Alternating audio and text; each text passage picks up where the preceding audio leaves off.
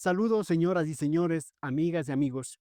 Aquí y ahora iniciamos la quinta temporada de Pensamiento Crítico, el programa de análisis, opinión, debate, reflexión y propuestas de los temas y realidades que preocupan e interesan al país y al mundo. Este espacio periodístico comunicacional tuvo su punto de partida en los albores de 2020, al comienzo de la cruel pandemia del COVID-19.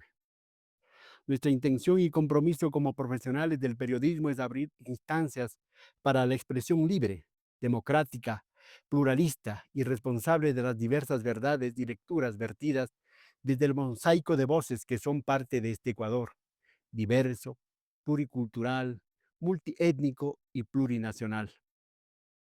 Pensamiento crítico seguirá la línea editorial de origen, pero desde una nueva casa mediática. Utopía Comunicaciones nos acoge y nos pone desde hoy en el espectro digital de YouTube, Facebook, TikTok y otras redes sociales. Aprovecho el momento para agradecer a mi amigo Galo Achik, quien me permitió difundir este programa por 4 años en su medio GAFA TV Ecuador. Ahora comenzamos y lo vamos a hacer hablando de periodismo, esa carrera, esa profesión y ese oficio que lo asumimos hace más de 4 décadas.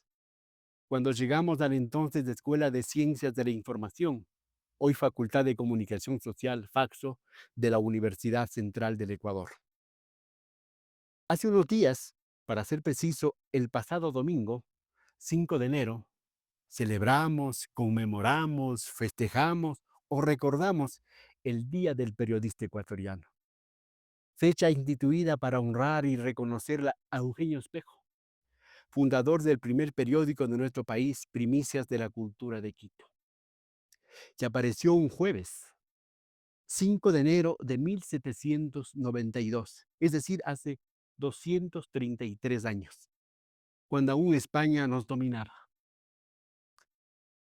Para iniciar, diré que es la ocasión para renovar el compromiso de periodistas y comunicadores sociales con los sueños y aspiraciones del pueblo, que busca un país libre, justo, ético, equitativo, empático, democrático, pacífico e incluyente.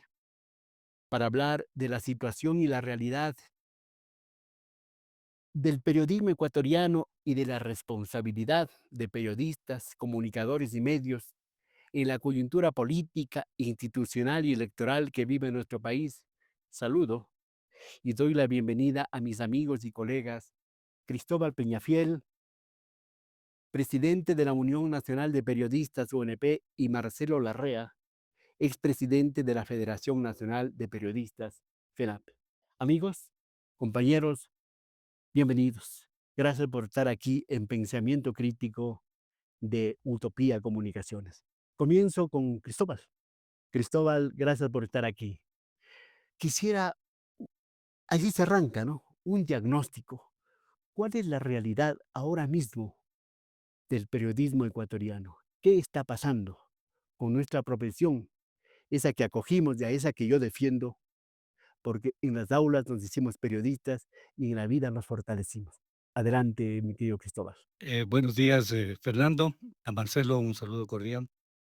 Nos une tantos años de periodismo que en verdad el hecho de encontrarnos aquí es como si estuviéramos en alguna cobertura periodística, en nuestros, que digamos, en nuestras previas, conversando, charlando, mirando la situación del país. Quiero comenzar diciéndote que esta nueva etapa tuya de pensamiento crítico va a tener todo el éxito por el cual tú estás trabajando.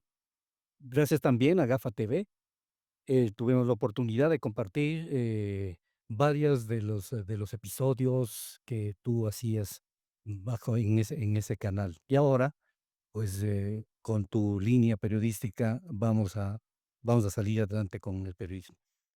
A ver, un diagnóstico de lo que pasa ahora en el periodismo, yo comenzaría diciendo que desafortunadamente a los periodistas, más que a otros, nos sorprendió este cambio que se dio en lo digital. Un cambio demasiado fuerte para quienes estábamos acostumbrados a otros mecanismos. con decir, y esto no es crítica, sino simplemente enfocar la realidad. Hay muchos colegas que ni siquiera saben manejar el celular. Y te digo así con mucha pena. Y constantemente están diciendo, pero ¿por qué no me han llamado? Yo tengo el convencional, el teléfono convencional ya no funciona. Y pero ¿por qué no me han pasado a mí al correo? Y cuando se acercan, dice, ¿por qué no puedo pagar yo la luz como pagaba antes en la oficina? Y entonces quedaba y con el vuelto tenía para el bus y todo lo demás. ¿A dónde voy? Que desafortunadamente, quienes tienen la obligación de actualizar todo ese tipo de cosas, nos hemos quedado quietos. Y digo, nos hemos quedado porque los gremios también tenemos. Pero la academia, si tú vas a la academia, no todas están actualizadas. Hay muchas facultades que todavía están pensando en que el periodismo es escrito, tiene que ser con una máquina de escribir y que las entrevistas tienen que ser con grabadora. Y entonces salen los nuevos colegas con muchas deficiencias, por ejemplo, en lo digital. Eso en la parte que corresponde a la técnica, digamos así. Ahora y lo otro, o sea, encontramos en este 2025 un periodista sin empleo normal, formal. Encontramos a periodistas tratando de resurgir, tratando de hacer algún programa para poder sobrevivir, para poder alimentarse. Encontramos este 2025 con varios de los medios de comunicación ya idos al otro mundo. Encontramos a los periodistas envueltos en una serie de circunstancias difíciles, muy difíciles. Y la situación política también ha golpeado duro a los periodistas. Algún colega me decía, pero no funciona el gobierno. Todo tipo de gobierno central, los prefecturas, municipios. No funciona la Asamblea Nacional, no funciona la Corte de Justicia, no funciona la Fiscalía, no funciona, no sé, todas las instituciones. Y dentro de ese saco que no funciona, le ponen a los periodistas. ¿Por qué los ponen ahí? ¿Y la culpa nuestra qué es? Nosotros hemos estado informando todo el tiempo y vamos a seguir informando todo el tiempo. Y no es que yo quiera quitar el cuerpo para decir que nosotros no somos también culpables. Posiblemente somos también culpables. Pero no somos parte de ese mismo saco que está, corrompido, ese mismo saco que no tiene nada claro, que ese mismo saco, que está lleno de maleza, en fin. El periodismo tiene que resurgir y tiene que llegar a los postulados de Eugenio Espejo. Eugenio Espejo, en tan difíciles circunstancias, se atrevió a poner premisas de la cultura de Quito, sabiendo que un irrespeto de esa naturaleza para los tiempos de la colonia le podía costar la vida, pero se arriesgó. Los periodistas tenemos que seguir ese espíritu, arriesgarnos, seguir arriesgando, aunque sepamos que también nos puede costar la vida. Marcelo, a lo que ha dicho Cristóbal, la falta de competencias dentro de lo tecnológico, el asunto laboral y otro tipo de cosas. ¿Qué podemos agregar? Porque podríamos ir un poco a los contenidos, a la esencia misma de la función periodística. Cristóbal dice que ¿por qué nos ponen en el mismo saco? Hay que separar el periodista y la empresa comunicacional, ¿sí? Los periodistas somos obreros, somos proletarios, si quieres, otros términos, y los empresarios en su mayor parte son negociantes. ¿Cómo cotejar los intereses del periodista con los intereses de los medios, de las empresas que son corporaciones y con los intereses de un país? Bueno, primero quisiera compartir las palabras de expectativa que ha planteado Cristóbal en relación al programa Pensamiento Crítico que tú diriges, querido Fernando. En segundo lugar, para responder tu pregunta, es importante reflexionar sobre algunos aspectos que señaló Cristóbal. La revolución de las telecomunicaciones afectó, primero que todo, precisamente al periodismo y a la comunicación, porque dimos un salto cualitativo gigantesco. De la misma manera como fue en su tiempo la revolución de la imprenta, por inicio de una gran transformación cultural. Y esa revolución de la imprenta tuvo en su primer momento la época del pasquín. Todo el mundo decía cualquier barbaridad. Eso hizo necesario el establecimiento de una legislación que establezca la responsabilidad de quien dice lo que dice, cosa que todavía no existe en el ámbito de las telecomunicaciones, y creo que ese es un punto fundamental. Porque de otra manera la comunicación se transforma en una casa de locos, que es lo que está ocurriendo ahora en Twitter, en X, en las redes sociales, etcétera. Estos cambios tecnológicos son para nosotros un enorme desafío en replanteamiento de la naturaleza de las escuelas y facultades de periodismo y comunicación. El periodismo ahora, en lugar de desaparecer como algunos agoreros del desastre lo dicen, se va a transformar en la gran profesión del futuro, porque todo el mundo necesita un comunicador al lado, necesita el señor que tiene la tienda del barrio, necesita la gran empresa pública o privada, necesita la organización política, social, económica, cultural, de todo orden. Un actor de teatro necesita un periodista al lado. De manera que la desaparición del periodismo es aparente en este momento. El momento en el que podamos superar esta crisis y podamos adaptarnos y comprender la naturaleza y la profundidad de la revolución de las telecomunicaciones, el valor de la información verdadera, que es lo que nos inspira a los periodistas, la búsqueda de la verdad. De hecho, el periodismo ha contribuido en Ese estos debería ser siglos. el fin, ¿no? Claro, ese es lo que nos inspira, ¿no? En general, a los periodistas que éticamente luchan por el ejercicio, luchamos por el ejercicio de la profesión, independientemente de que la verdad sea dolorosa o no, lo que nos estimula es eso. Por eso García Márquez calificó al periodismo como la profesión más fascinante del mundo y riesgosa del mundo. Por eso el mismo Eugenio Espejo se jugó la vida y efectivamente murió precisamente reprimido por la audacia de empezar a decir verdades en un universo gobernado por mentiras. Entonces, este es el gran desafío. La sociedad se conoce a sí misma a través del periodismo y de la comunicación, y esto es un hecho que no va a cambiar porque una revolución tecnológica haya planteado un reto enorme a la evolución y a la concepción y al ejercicio del periodismo como tal. La sociedad necesita conocerse a sí misma, el periodista lo que hace es contribuir a ese conocimiento, trabajando cotidianamente por descubrir la verdad de los sucesos, las perspectivas de los sucesos, por articularlos en sus escenarios históricos, etcétera, por contextualizarlos, por tener una visión multilateral de la realidad y de la verdad, de manera que eso es un elemento sustantivo de la cultura humana. Y en lugar de empobrecerse con la revolución de las telecomunicaciones, mi apreciación es que va a enriquecerse. ¿Cuánto tiempo nos va a llevar esta transformación? A lo mejor meses, a lo mejor años, a lo mejor décadas. En el caso de la imprenta fueron siglos para que se empiecen a normar y empiecen a desaparecer los pasquines como instrumentos de comunicación de la gente. Ese es un desafío que tienen las redes sociales. Entonces, la construcción de medios de comunicación con las nuevas tecnologías es fundamental, donde haya información verificada, veraz, responsable con la sociedad, que permita a la sociedad acceder al conocimiento de la verdad. Y la gente está hastiada de los fake news en todas partes, de las falsas noticias en todas partes, y necesita conocer la verdad. Y el gran reto que tenemos los periodistas ahora es precisamente asumir ese camino, generar medios de comunicación de nuevo tipo que correspondan a la naturaleza de las tecnologías actuales y que permitan ubicar al periodismo en el papel que debe cumplir en el nuevo escenario tecnológico.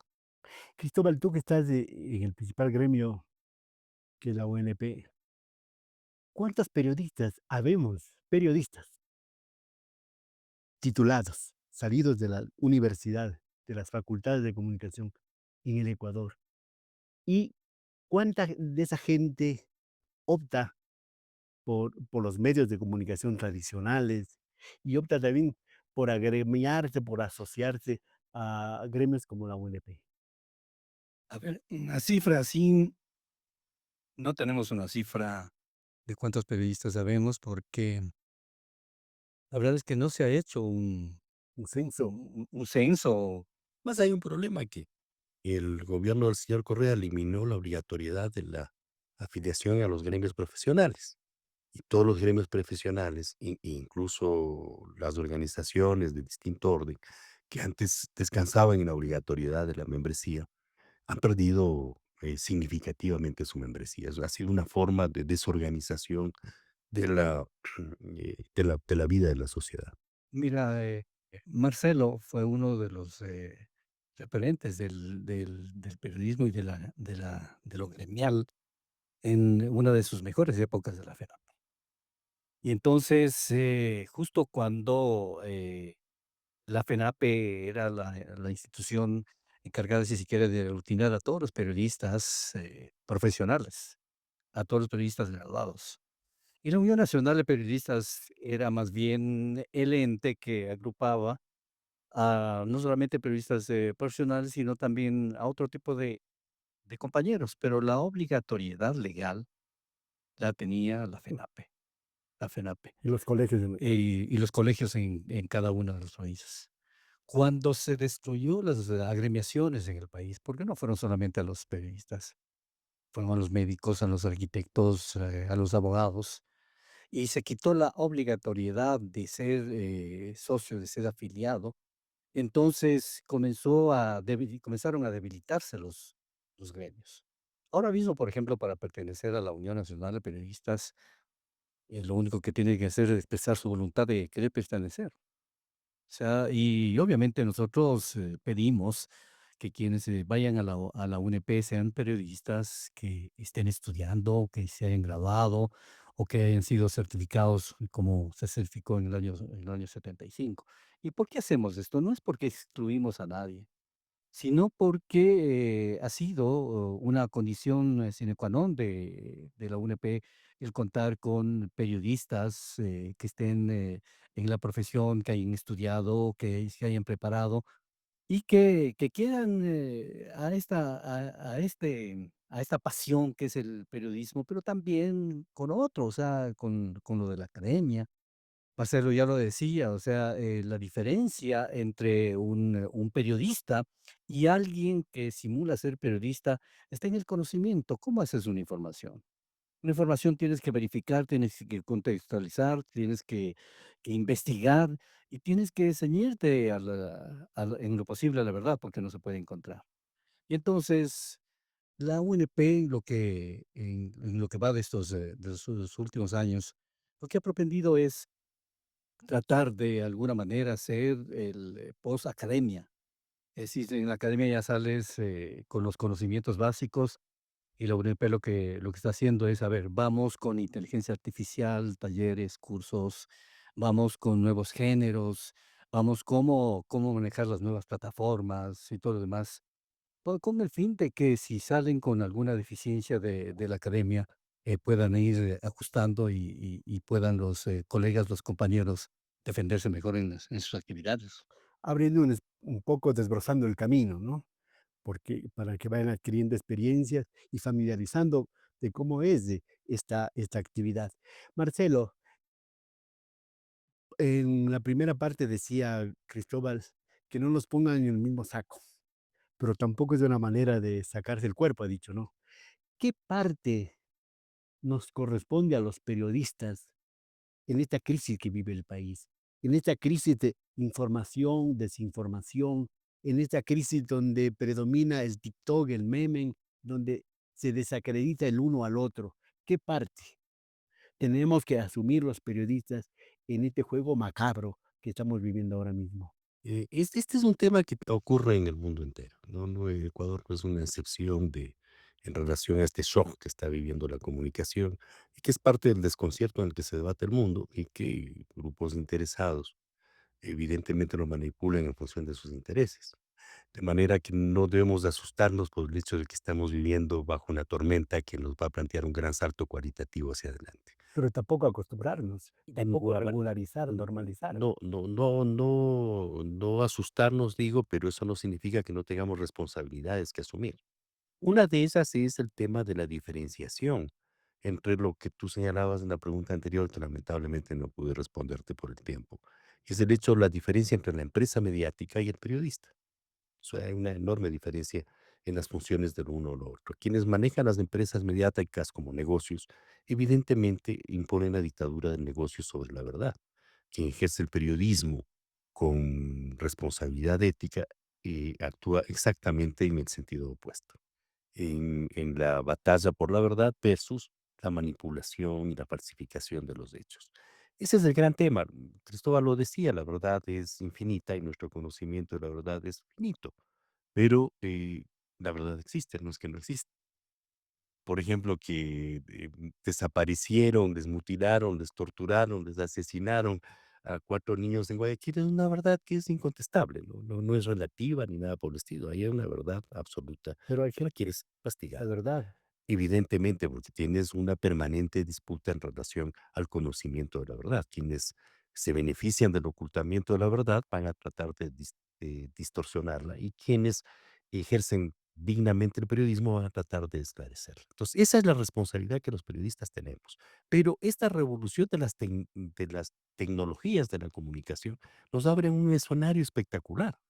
Podemos asociarnos los periodistas y crear nuestros propios medios de comunicación con recursos que antes eran imposibles, porque montarse un canal de televisión, establecer una estación de radio, construir un periódico, tener un diario, una revista, eran tareas sumamente difíciles. Ahora el acceso a las nuevas tecnologías nos hace posible que podamos construir medios de comunicación. Creo que esa es nuestra tarea, medios de comunicación que realmente estén comprometidos con el ejercicio ético del periodismo. Es la única forma como podemos enfrentar este contexto, e incluso un tema que le preocupaba a Cristóbal, que es el tema de la generación de empleo. Un medio de comunicación serio va a gozar de credibilidad, y esa credibilidad va a crecer exponencialmente, sobre todo en un mundo donde lo que domina o que está permanentemente permeado por los fake news, por las falsas noticias. Un medio, por pequeño que sea y que empiece a producir información verdadera, va a ser extraordinariamente poderoso, ¿no? Va a generar una gran atención de todos los sectores de la sociedad, porque la sociedad requiere el conocimiento de la verdad. No podemos vivir en un mundo de falsificaciones continuas o de verdades a medias y de distorsiones grotescas del curso de la realidad. Ese es un gran desafío que tenemos los periodistas por delante. Y no hay que olvidar el hecho de que el Ecuador es un país que ha sido pionero en muchos aspectos desde la fundación de la República e incluso antes, en el milenario Quito. Y uno de esos aspectos es el periodismo. El Ecuador es uno de los países que planteó el tema de la profesionalización del periodismo, apenas terminó la Segunda Guerra Mundial, ¿no? Creo por la escuela de comunidad. No sé qué era la escuela de periodismo. Cuando yo era presidente de la Federación Nacional de Periodistas, impulsé la afiliación de la FENAPE a la Federación Internacional de Periodistas.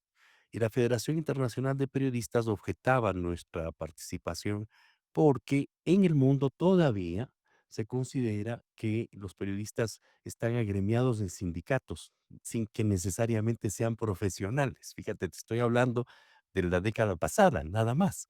Y el debate con ellos fue muy interesante, porque nosotros les probamos que nosotros somos una organización de una u otra manera sindical, porque defendemos los derechos laborales de los periodistas, pero somos una organización de periodistas profesionales que están científicamente preparados para el ejercicio de su profesión, que es un paso cualitativo más alto de este ejercicio espontáneo Un de sindicato la comunicación. especializado, llamaríamos.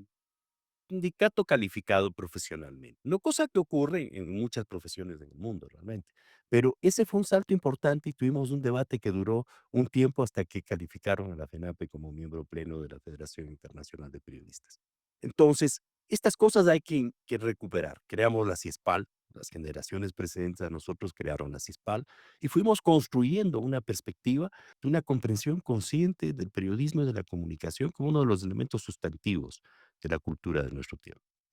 Cristóbal, la gente que nos está escuchando, que nos está viendo, dirá, desde la Unión Nacional de Periodistas, desde los periodistas, puede decirse que hay libertad de expresión en el Ecuador. ¿Y qué es la libertad de expresión? La gente dirá, es libertad de expresión cuando el ministro Félix Bon llama a un colega de una radio y le dice, ¿por qué la entrevista a ese? O hay otro un radiodifusor que prioriza la pauta. Dice, ya no, incluso no queremos intermediarios, las agendas, sino la plata directamente a nosotros. Hay libertad de expresión. ¿Y hasta dónde? Se debe estirar la libertad de expresión en el Ecuador. A ver, la libertad de expresión, como todas las libertades, tiene sus límites. Pero eso no quiere decir que nosotros vamos primero por los límites antes que la libertad de expresión. A ver, en pocas palabras, la libertad de expresión es la libertad de pensar. Y de decirlo. Y esa libertad de pensar, libertad de exponerlo, de expresar. Así, en síntesis, es toda la libertad de expresión. Eso conlleva muchas responsabilidades, porque yo puedo pensar lo que quiera. Yo puedo pensar lo que quiera y puedo pensar de Fernando García lo que yo deseo, de Marcelo Larrea lo que yo deseo, pero para expresar mi pensamiento, debo medir los límites a dónde quiero llegar. Lo que yo pienso de Fernando Y García, sustentar el pensamiento. verificado, Y sustentar el lo he pensamiento, ¿no? verificado por eso, lo he investigado, lo que yo pienso de Fernando García, ¿se acerca a la verdad o no? Lo que pienso de Marcelo Larrea, ¿se acerca a la verdad o no? ¿A dónde quiero llegar con esto? Que los periodistas tenemos la libertad de expresión, pero nosotros los periodistas lo hacemos responsablemente, esa libertad de expresión.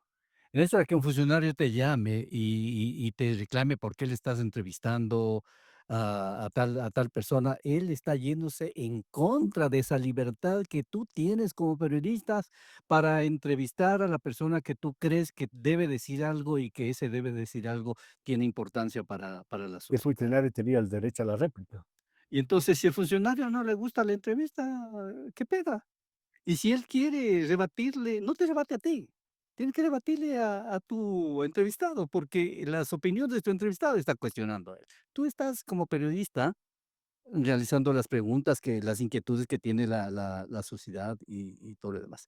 Yo decía de los límites de la libertad de expresión. La libertad de expresión, o sea, termina cuando el periodista, comienza, por ejemplo, con insultos.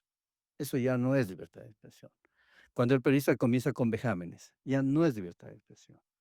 Pero si el periodista se mantiene en lo suyo de buscar la verdad, de acercarse a la verdad, y si para acercarse a la verdad tiene que preguntar al vecino, a la persona que sea, hasta llegar a eso, está en su plena libertad de hacerlo. Pero El no hacerlo ya sería autocensura. en un medio como el nuestro, y no de este gobierno nomás, muchos gobiernos, muchos periodistas, muchos medios incluso, se autocensuran. Valoran, en este caso, el asunto de la pauta, por decirte algo, o valoran otras instancias y prefieren callar o decir medias verdades o generar otro tipo de mensajes, otro tipo de discursos que confunden. Y en este caso ahí se viola el derecho a una buena información, a una buena comunicación que al final debe tener el público. La autocensura es tan terrible como pensar que la libertad de expresión no existe. O sea, es tan terrible. ¿Por qué? El autocensurarse quiere decir que yo conozco esta información que debe saber el público, pero porque tengo la pauta de no sé quién que puede salir golpeado, lesionado, no lo digo. Imagínense lo que es. ¿Cómo queda ese periodista? O sea, dejó de ser periodista más bien. Pero el medio ahora mismo y antes Sí, dice, eso no se publica". Y tú lo sabes, tú trabajaste en medios, trabajé en medios, Marcel, y muchas veces se publica. hemos rebatido. Hay las llamadas Claro, listas negras, sí. hay las llamadas listas negras. Yo recuerdo cuando decía alguien, a este vamos a entrevistar, pero vamos a sacarle la madre, hermano, o a este le ignoramos. En el gobierno estaba vestido de verde. Había una lista negra, que todos recordamos. Pero bueno, a lo que vamos. Mira, la libertad de expresión es la herramienta fundamental que tiene el periodista para poder trabajar. Sin ella no se puede. Y la autocensura es el machete que le cae al periodista, es la daga que tiene el periodista en espalda. Y entonces ahí hay 2 cosas. O te retiras o permites que la daga se te Te, vaya adentro. te dedicas a otro negocio. Es que no hay otra cosa, porque si decimos, Fernando dice, vamos a entrevistarle a Marcelo y a Cristóbal, pero quién el Pauta, por decir algo, ¿no? Pauta le dice Fernando no, ni a Marcelo ni a Cristóbal. ¿qué haces tú? Les regresas a ver y dices, sí, ¿y qué hago yo aquí? ¿A quién quieres que entreviste? Si yo sé que con los dos podemos hacer un programa ameno. Digo, ¿no? Y entonces, por eso te digo que la autocensura es tan terrible, tan terrible. Marcelo, en esta coyuntura de violencia, ¿verdad? En esta coyuntura electoral, en donde se desconocen leyes, en donde se desconoce la Constitución, en donde los militares y los policías parecen que son los que gobiernan en alguna medida el Ecuador. ¿Qué tiene que hacer el periodista? El periodista, pero atravesado por ética, por principios, por valores, por compromisos, no con cosas extrañas, sino con aquello que asumimos cuando nos fuimos a la universidad, cuando luego nos graduamos y cuando tomamos, en este caso, una computadora o antes tomábamos una máquina, una pluma. ¿Cuál debe ser el papel? Porque ahora los periodistas están como que divididos, uno por este lado, otro por este lado, y diciendo cosas inverosímiles, justificando, para mí, lo injustificable, lo imposible de justificar. Mira, y el gran desafío es el mismo de siempre, ¿no? El que planteó Espejo cuando creó Premisas de la Cultura de Quito es el desafío que está todos los días de la vida de un periodista, en los malos tiempos y en los buenos tiempos. El gran deber de un periodista es descubrir la verdad y informar la verdad. Pero hay verdades y verdades. Es que no hay verdades. El uno dice, esto es verdad, el otro dice, esto es Sí, verdad. porque hay un manejo doloso de la información que lesiona la libertad de expresión. Una cosa es la libertad de opinión, que es intocable, la gente puede opinar lo que considere adecuado sobre cualquiera. Otra cosa es el uso de la libertad de opinión como un instrumento de agresión y de falsificación, de difamación, calumnia y falsificación. Fines, vamos. Sí, o sea, ahí, y ese es un tema que tiene que ver con la cultura en general de la sociedad. Y la importancia de los periodistas es que los periodistas en todo este periodo que viene desde la revolución de la imprenta y ahora con la revolución de las telecomunicaciones, pasan a jugar un papel vital en la evolución de la sociedad humana. Y ese papel vital es el ejercicio de la libertad de expresión, de la libertad de pensamiento, de la libertad de comunicación y de la libertad de cultura. En este momento que estamos viviendo elecciones, se abrió hace poco el periodo de campaña electoral, aunque siempre se tiene campaña electoral en este país, sobre todo cuando se busca la reelección, cuando tenemos 4 cadáveres calcinados, en donde han participado militares. No sé si en el asesinato, pero sí en la desaparición. Cuando sale un ministro de defensa rodeado de militares a amenazar a una jueza y a amenazar a los defensores de los derechos humanos. Cuando sale una ministra del Interior igualmente a decir que, cuidadito, voy a pedir indemnización. ¿Cómo entendemos eso? ¿Y cuál debe ser el rol del periodista? Porque si vos vas al espectro radial, al dial encuentras tantas versiones, tantas opiniones y corajudas de algunos que dicen, no, estos muchachos fueron delincuentes. Así hubiesen sido delincuentes, nadie tenía el derecho de matarles. ¿Tenían derecho de qué? De juzgarlos, si es el caso, aplicando las leyes pertinentes con una autoridad pertinente. Ahí la importancia de la verdad. Exactamente, todos los aspectos que tú señalas revelan la relevancia de que los periodistas establezcan la verdad. No hay ni siquiera una acusación de un delito cometido por los chicos, de manera que a cuenta de qué se les califica de delincuentes, menos una sentencia ejecutoriada. Se presume la inocencia de toda persona, inclusive la del presidente de la República, mientras no exista una sentencia ejecutoriada. Así es. Y a cuenta de que un ministro de Estado puede darse el lujo de calificar como delincuente a una persona contra la cual no hay ni siquiera una denuncia, ni un proceso, ni una sentencia ejecutoriada.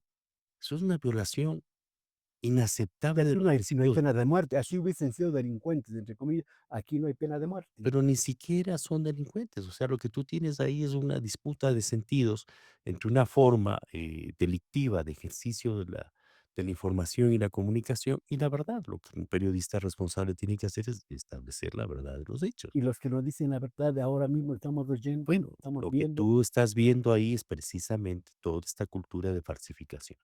Y la gran tarea que los periodistas tenemos es batallar contra la falsificación, en este caso y en todos los casos. ¿Y a cambio de qué estarán falsificando la verdad? Evidentemente lo hacen en función de las prebendas del poder y de las sinecuras burocráticas y de las pautas, como dices tú, y todo este tipo de cosas y de las relaciones de poder que se establecen ahí. Pero no nos olvidemos, por ejemplo, en el caso Restrepo, el general Molina incluso estuvo preso, sentenciado, y siendo uno de los policías de la época con mejores calificaciones, desapareció de la vida de la policía y del país, precisamente porque su actitud encubrió la desaparición de los hermanos Restrepo. El mismo destino van a tener todos los que están encubriendo a los 4 desaparecidos, aunque envanecidos por el ejercicio temporal del poder, puedan poner generales atrás de ellos para decir que son todopoderosos. La verdad emerge a la superficie. Las mentiras tienen patas cortas, la verdad es todopoderosa, de manera que tenemos que hacer lo mismo que hicimos en el caso Restrepo, establecer la verdad de los hechos. Y la verdad vencerá a todo este tipo de falsificaciones. Y eso implica, obviamente, proteger los derechos no solo de los 4 niños que han sido brutalmente Y de desaparecidos y asesinados, sino de todos los que han sido desaparecidos y asesinados sin que exista ninguna causal, porque no puede existir ninguna causal además para desaparecer a un niño, ¿no? Y para eliminarlo físicamente, para torturarlo, para cortarles las cabezas o para calcinarlos. Eso carece, es del nivel, es una exposición del nivel de barbarie a la que estamos llegando. Esto se parece a las imágenes de las dictaduras del Cono Sur de la década del 70. Estamos en el centro de un gobierno fascista de nuevo tipo. Eso es lo que tenemos que preguntarnos, ¿no? ¿Qué tipo de democracia es esta que permite y tolera esta barbaridad de agresiones contra la sociedad humana y contra los derechos fundamentales de cada persona? Marcelo, valga la oportunidad para saludar a María Fernanda Restrepo, ¿no? La hija de Pedro Restrepo, quien falleció hace pocos días. E irónicamente, estamos cumpliendo un mes de la desaparición de los 4 niños de las Malvinas de Guayaquil. Estamos cumpliendo 37 años de la desaparición de los hermanos Restrepos. Y estamos cumpliendo un año también de la declaratoria de, de la guerra interna que lo hizo el presidente Daniel Noboa. Desde el gremio, Cristóbal, desde el gremio, ¿cómo se defiende la libertad de expresión? ¿Cómo se defiende a los periodistas? Porque hay periodistas perseguidos, porque hay periodistas acallados, porque hay periodistas amenazados. ¿Cómo se puede defender? ¿Y cómo se defiende? Porque hay cuestionamientos, por ejemplo, digámosle, a Fundamedios, que defiende solamente a sus amigos y no defiende a los periodistas, sin mirar qué vertiente tengan, porque cada uno tenemos una vertiente política. Lo ideal es no tener una vertiente partidista, pero sí una vertiente política ideológica. Bueno, desde la UNP lo que nosotros hacemos es abrigar, abrazar a todos los colegas, independientemente de su forma de pensar, independientemente de su carácter político y todo. O sea, alguien socio de la UNP llega como socio de la UNP y en esa condición es recibido. Ahora, hay algunas cosas que nosotros hacemos con el fin de que los colegas no sean, por ejemplo, expuestos a la faz pública. Porque, ¿qué hace, por ejemplo, la fiscalía? Hay algún periodista amenazado y lo que la fiscalía hace es llamarle para que vaya y ponga la denuncia en la fiscalía. Si es, por ejemplo, un periodista de televisión, está entrando a la fiscalía y la gente que está al lado lo identifica y entonces dice, aquí está, ¿qué estaría haciendo? Tal vez no pagó la pensión de los guaguas y todo. Y si es que no es del agrado de la gente que está ahí, puede salir linchado. Y hemos estado peleando con la fiscalía para que, por ejemplo, si hay otro organismo oficial como el Consejo de Comunicación, en donde los colegas puedan ir allá y poner su denuncia con, con las inseguridades del caso. No puedes exponer tú a los periodistas y no porque tengamos ningún privilegio, sino simplemente porque nuestra profesión nos da para estar siendo figuras públicas. Eso es la una cosa. La otra cosa es que al periodista, tú, por ejemplo, el dato que ese es tu programa, lo menos que piensas es en un abogado, por decirte algo, para cualquier momento utilizar. Y entonces, los periodistas somos así, no tenemos un abogado de asesor, de todo, cabecera. cabecera. Entonces, lo que hacemos es, conversar con los compañeros y ver de esa forma también ayudarles y para que se puedan defender. Cristóbal, para terminar, el caso del comercio. Hay colegas, hay compañeros que todavía no cobran. Meses, otros años de sus jubilaciones. El caso de Diario Hoy hasta ahora no se remedia. El caso de los medios incautados, tampoco. ¿Qué pasa con eso? ¿Qué se puede hacer? ¿Qué pasa con compañeros que se están muriendo sin llegar a recibir su jubilación, su liquidación, por ejemplo? Mira, la UNP es mal vista por el régimen y por el régimen anterior también. ¿Por qué mal vista? Porque siempre en alguna reunión que estamos con las autoridades estamos reclamando y nos ven llegar, ya han de venir a reclamar, ¿ahora qué reclama? Entonces, no reclamamos nada, sino simplemente estamos pidiendo justicia, porque aparte de los casos que tú has denunciado, hay el caso del Correo de Machara, por ejemplo, el Nacional de Machara, el periódico, que es parecidísimo a lo del diario El Comercio. Los medios incautados, o sea, responsabilidad del gobierno, más directa que esa no puede haber. Responsabilidad el ministro del Ministerio de Trabajo, para no poner ni ministra ni ministro. Es responsabilidad absoluta porque tiene que ver con lo laboral. Y entonces, a tanto hemos llegado que ya el Ministerio de Trabajo nos ven a alguien de la UNP, no nos dan puertas, por ejemplo. Y porque públicamente siempre hemos estado con eso, que ¿por qué no se les da? Mira, el diario Hoy es otro tema parecido al del comercio, porque los compañeros no han cobrado. Ya estamos ya más de 10 años peleando con esto. Y entonces hemos acudido cuando vienen instancias internacionales a decirle que por qué no les dan atención al Ecuador. Hay una Comisión Interamericana de Derechos Humanos. ¿Qué ha pasado con los colegas del Si comercio? hay una sociedad Lamentable. interamericana de prensa que son empresarios nomás. Ahí no se preocupan por los trabajadores, por los periodistas. Yo te pregunto, Fernando, y le pregunto a nuestro querido colega Marcelo, eso, ese atropello a los colegas del diario El Comercio, del diario Hoy, de los medios incautados, del diario El Nacional, de algunas otras emisoras, no son derechos humanos. Son derechos humanos, claro. Y entonces, ¿por qué? Desde derechos laborales, a derechos humanos, a derechos a la seguridad social, también a la libertad de pensamiento y de expresión. Públicamente le hemos dicho al relator de los derechos humanos aquí, cuando ha venido acá, ¿qué es lo que ustedes dicen del país afuera? ¿Con quién conversan? Porque han conversado con, ya, que no conversen con la UNP, que no conversen con la FENAPE, con los colegios. Pero han conversado con alguien de los compañeros del diario El Comercio, han conversado con alguien de los compañeros del diario Hoy, han conversado con alguien de los medios incautados.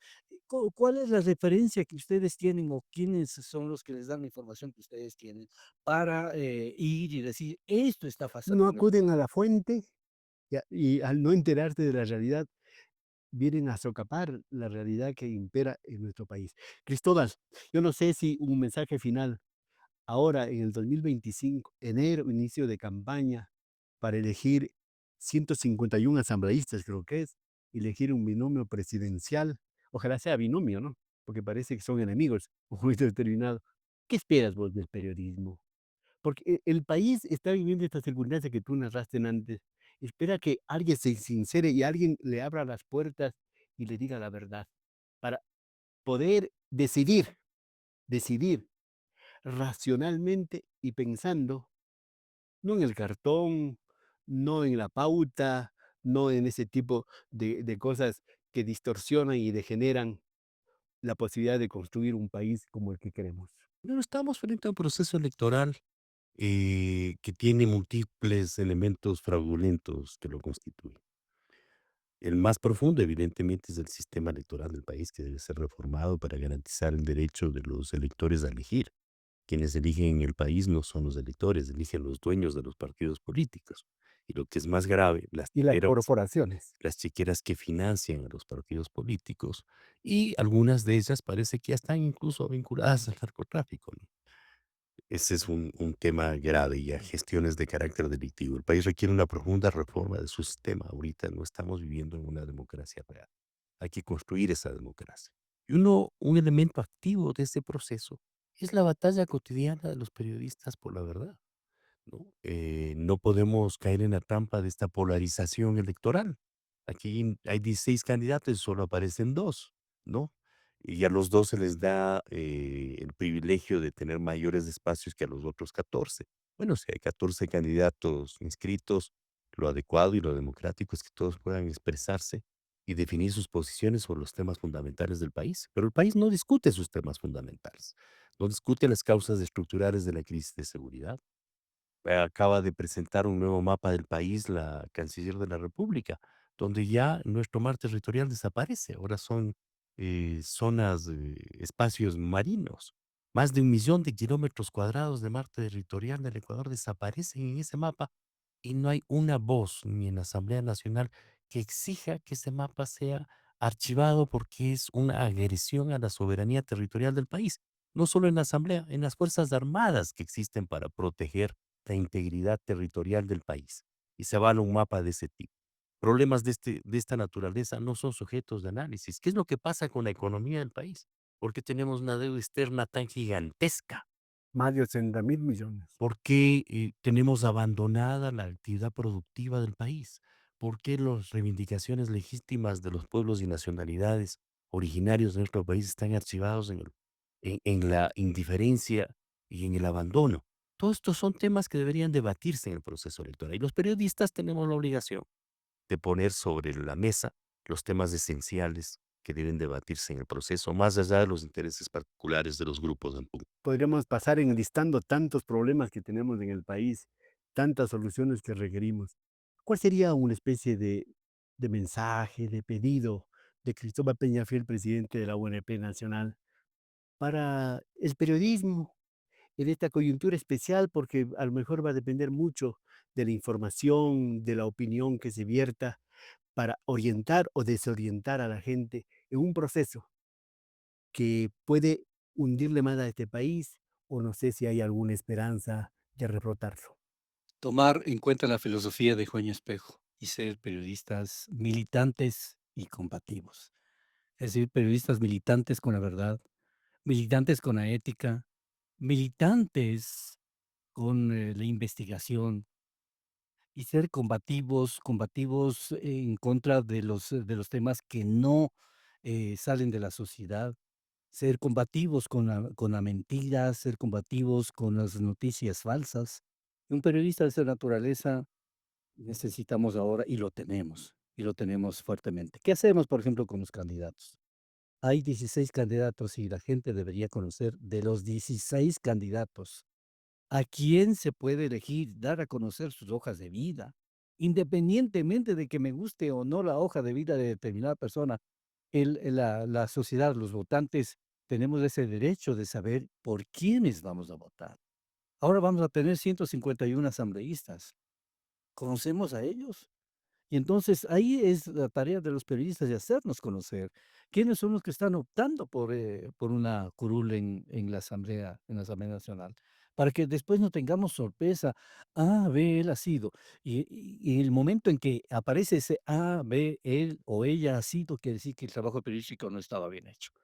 Muy bien, en todo caso, aquí se ha entendido mal, ser militante, no de la verdad, no de la justicia, de la ética, de la transparencia, sino ser militante y ser grosera y grotescamente una especie de calumniador en muchos casos, ¿no? Esperamos que el periodismo vuelva por sus fueros y que nosotros, añorando a Eugenio Espejo y a otros periodistas que nos antecedieron, como Juan Montalvo, por ejemplo, a que podamos contribuir a esclarecer, a abrir esas cortinas negras, no digo por mi oficina, sino esas cortinas negras que tapan los ojos, los cerebros de quienes nos gobiernan ahora mismo.